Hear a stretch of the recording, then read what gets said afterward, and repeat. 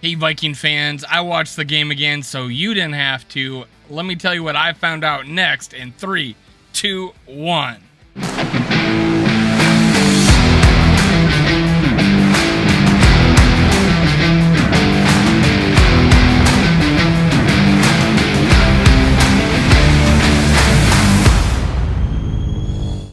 Gather around, Skull brothers and sisters. This is Skull World, brought to you by Minnesota Sports Talk. I'm your host, Dave. You can follow me on Twitter, TikTok, and Facebook at Skull World. Now do me a solid. Go down, hit subscribe, click like, leave a comment, and what you can do for me is go ring that bell so you never miss a show. I appreciate all you do for me. Thank you for pushing my content. That's how you do it. Subscribe, liking, and commenting. Thank you so much Thank you so much for what you do for me. Now let's talk about what I learned from watching the game again so you didn't have to. Let's talk about it. But first let's pay homage to a great Jared Allen showing up on horseback, got his ring, got his purple jacket, inspired this team. He has been an inspiration to this team. This team looks up to him. The pass rushers, the Darius Smith, the Neil Hunter, they all look up to this guy. They respect him. He's a great ambassador for Viking football. He is a Viking. I don't care. He played on 2 other teams, maybe 3, I forget. But he was a Viking, and he always will be. He will go in the Hall of Fame. It may be a tan jacket, not a purple one. Although that purple jacket looks freaking nice, and I want one. Where can I get me one? All right, so Jared Allen, congratulations. Next thing I want to talk about is that awesome Kurt TD. The only thing I could find was maybe a 2019 run where it was like 10 yards. He did a read option and ran it in for a score, not diving, but hey, he could have got contact. He risked it all. Walked in, though. No one hit him. This one, he was expecting contact, dove for the pylon, got it. Outran 2 Cardinals. He outran 2 Cardinals. They looked silly running after him. Made the pylon. This was a great run. This may be a changing point. This may be a turning point in this season to see Kirk Cousins going after it as he did and making a play that you only see other running quarterbacks make.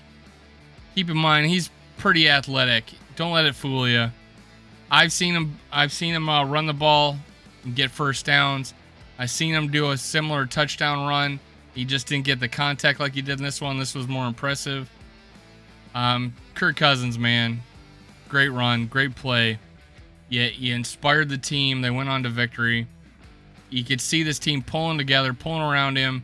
He's getting a lot more opportunity to be a leader on this team. You know, he meets with the coach every day rather than once a week. And even before that, he wasn't meeting with all his first 3 years. So there's a lot has changed. You can tell he's going. And here, let me compliment him here. Kirk Cousins getting up there with 25 seconds left in the clock, running no huddle, and it looked great. This is the kind of offense we were hoping for. Let's just do it the whole game. You don't have to snap it with 20 seconds left. You can go to the line. And what had worked is that we got them to jump off sides because Kirk Cousins was changing his cadence. This is something he didn't get to do the last 4 years with the Vikings. He's getting up there and he's getting more confidence with that cadence. He's causing them to get off or jump off sides. Got JJ Watt a couple of times. This is good, man. This is what we want to see in a quarterback. Finally, someone's given him the ability to take over, and it's looking great. And you could tell in that first drive the adjustments he was making calls at the line of scrimmage, and those running plays broke open at no problem. And what a first throw to Justin Jefferson. That was a beautiful throw, beautiful catch between the cornerback and the safety on a rope. Perfect placement. Only Justin Jefferson was able to high point and get that ball down. Pretty awesome. Nice play. Now, that's Kirk. How about this guy, Johnny Munt? What a well-designed play, man. It was a fake. It was a a fake counter reverse. And Johnny Munt held his block, and what timing. He releases, runs up 2 yards, turns around, catches, and his first NFL touchdown. And the reason why I bring out why this is so great is because the running game broke off a lot of big runs because Johnny Munt was blocking downfield or making key blocks to get Dalvin Cook to eat those yards. The chef was eating today.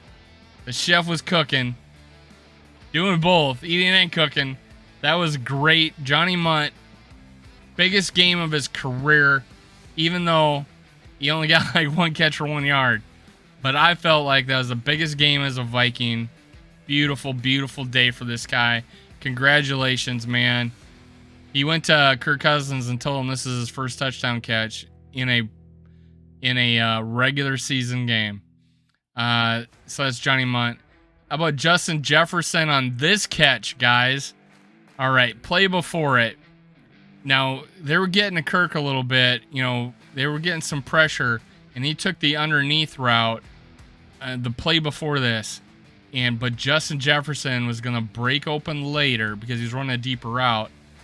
And if he had a little more patience or just threw it out there, he would have had him for the first down. But what does he do on the next play? He throws it up for Justin Jefferson to make a play, and he mossed this dude. Great play. Great throw to give him the ability to jump up and get it. Loved it. He took the chance. He made it. He made up for the misread the play before. Great catch by Justin Jefferson. And way to trust your receiver, Kirk. And he was one-on-one. He made the play. Awesome. Great job, Justin Jefferson.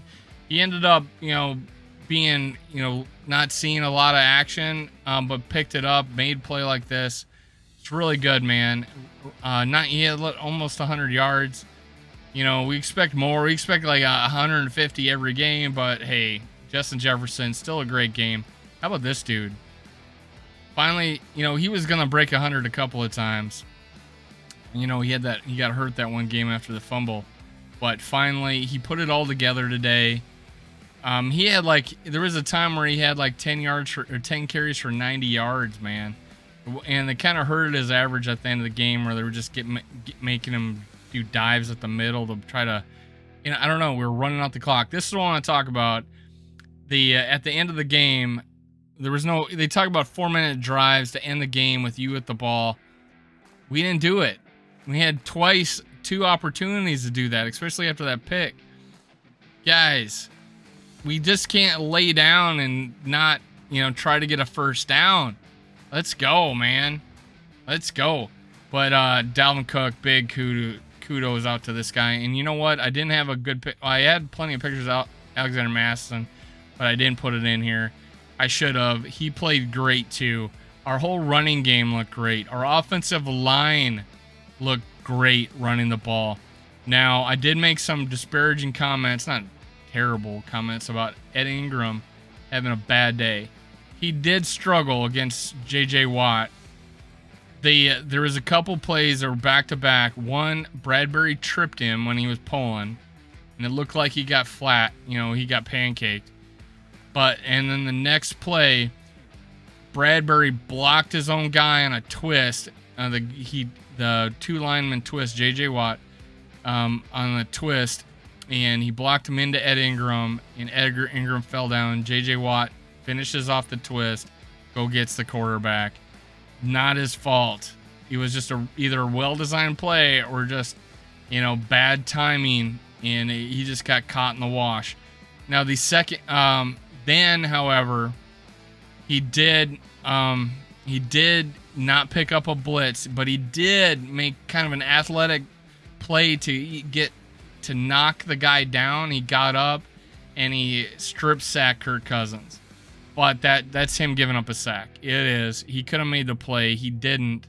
But he gave Kirk enough time to maybe make a play, but we were running some deep routes, didn't get open. But I give Ed Ingram some credit. I don't have his picture up here, but I'm going to talk about him. Now he did get bull rushed by J.J. Watt, giving up a sack just a few a drive later or a few plays later, and he got bull rushed and pancaked by J.J. Watt.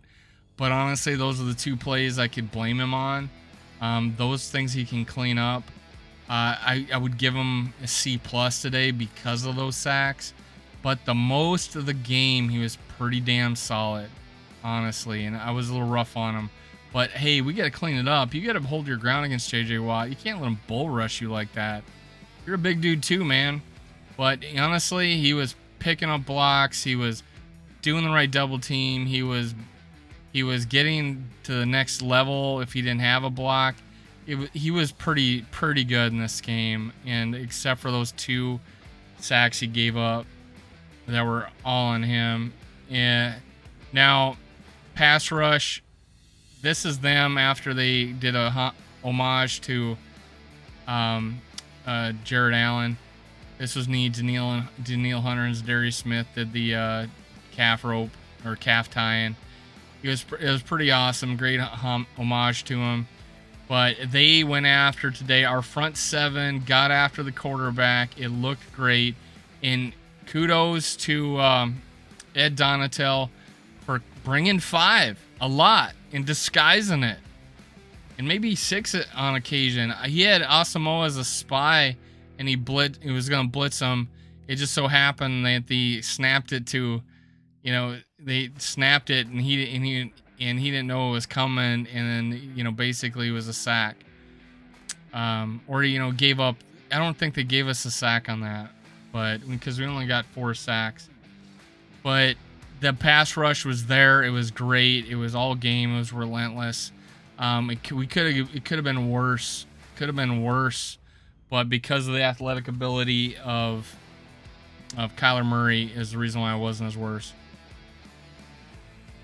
Great job, especially Zadarius Smith, man. Great job. That run D, look at these hog mollies. It's awesome. Hopefully Tomlinson has a lower calf injury. Hopefully he's back. But Tonga came in, got pressure on Kyler Murray, and he threw that pick. It was Tonga. Nice pickup, guys.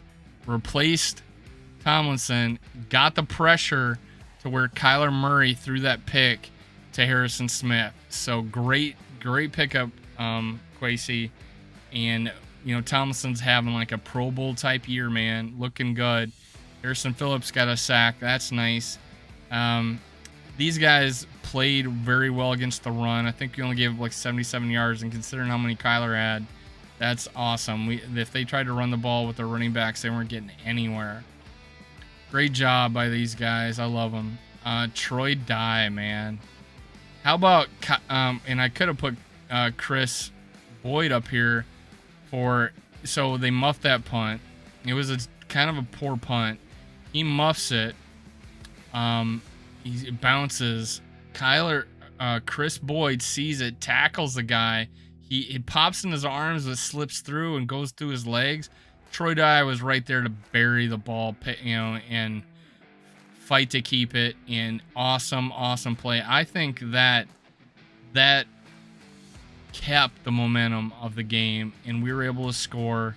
And that I think maybe won us the game, man. I do. I think that honestly won us the game. Great play by special teams. It was a little rough. We had a kick block. We had a couple bad punts.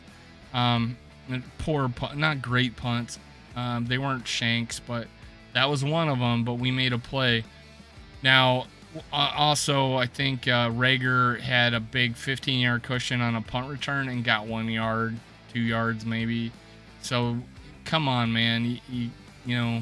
Let's do better. And honestly, on that block, I believe Chris Boyd blocked the guy in the back, so we were lucky that wasn't worse than it was. Patrick Peterson. I'm going to end with this guy. Patrick Peterson. And honestly, Jordan Hicks. This was their revenge game. They both got game balls given them by KOC after the game was over. But Patrick Peterson played like a all-pro today. He played like an all-pro today, and he got a couple penalties called on him. Pretty iffy. No, the horse collar is a horse collar. I mean, that was the beginning of the game. He said kind of set the tone with that tackle. They didn't score, so no problem. But Patrick Peterson, then he got a pass interference penalty, which I think was kind of bogus.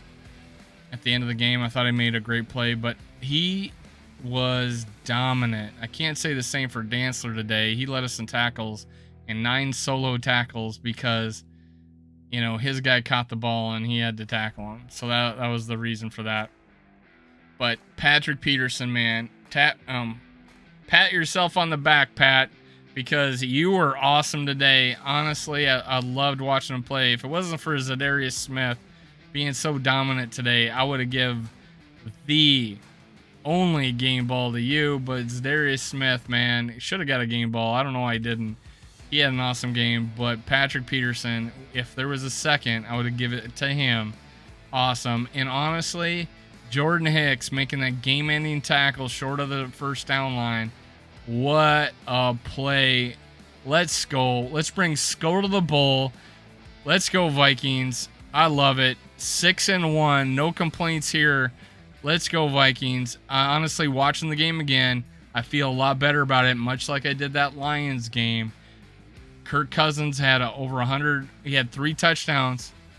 3 touchdowns, man. 2 throwing, 1 rushing. He had over 100 quarterback rating for like the second time. This was one of his better games. He's now put together 3 pretty good games. And that would be the Packers, the Lions in this game. And the other ones, he was average, but we still won except for the Philly game. So let's go, Vikings. Skull to the bowl. Let's bring it. This is Skull World, brought to you by Minnesota Sports Talk. I'm your host, Dave. Follow me on Twitter, TikTok, and Facebook. Make sure you hit subscribe, like, and leave a comment below. I love you guys, your family. Let's go. Cue the music.